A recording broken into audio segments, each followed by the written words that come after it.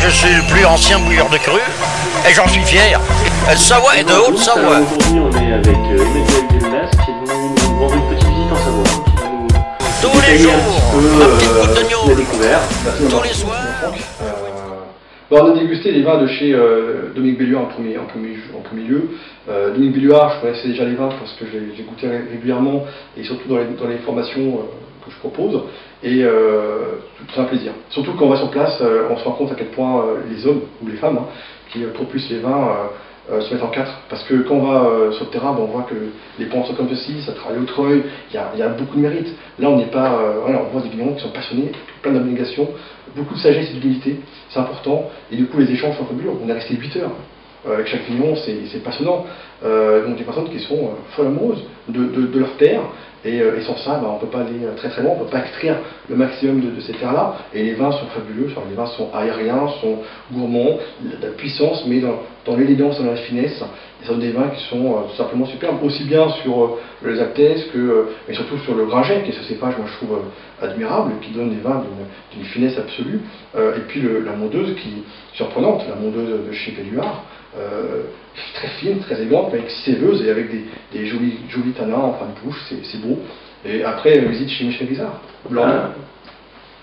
Alors forcément, encore une fois, une longue visite, on s'est fait plaisir, on a dégusté des vins jeunes et puis des vins beaucoup moins jeunes.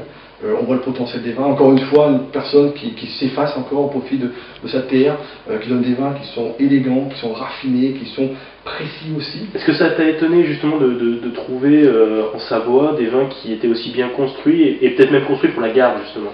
Je crois qu'effectivement, on a toujours dans l'idée que les mondeux sont des vins faciles à boire, comme ça, sans prétention.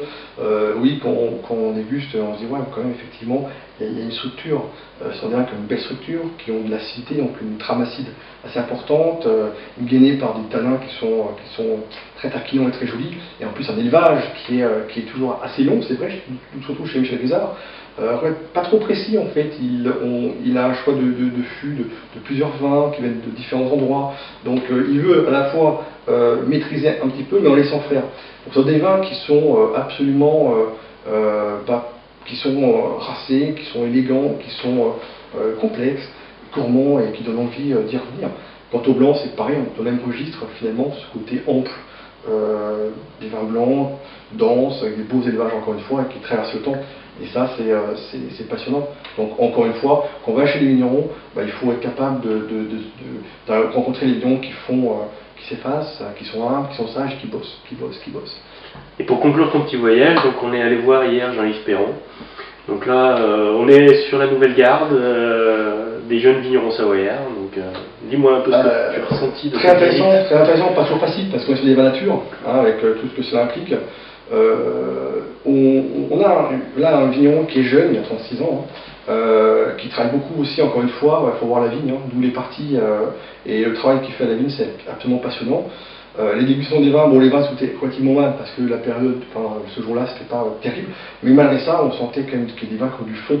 Et c'est beau parce que les vins nature, il n'y a pas que du glouglou, c'est trop facile. Là, il y a un peu plus d'ambition que ça, et on sent de la sève, on sent du jus, on sent du fond surtout, et la construction dans ces vins. Là encore, on est sur un vigneron qui a aucune prétention, qui a la prétention de faire des jolis vins construits, séveux et sincèrement, le peu qu'on a pu goûter, c'était prometteur.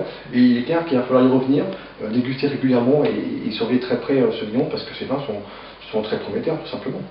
Ok, je pense qu'on va conclure avec le petit Marétel de Dupasquier. Voilà. Je pense que c'est une bonne conclusion. J'ai appris qu'on ne disait pas Marestel, mais Marétel. Tout à fait, voilà. Une chose et on dit Dupasquier par contre. Dupasquier, voilà, c'est comme ça. Donc on va finir là-dessus, je pense que c'est une bonne conclusion. Voilà, très bien. Merci Emmanuel. Merci.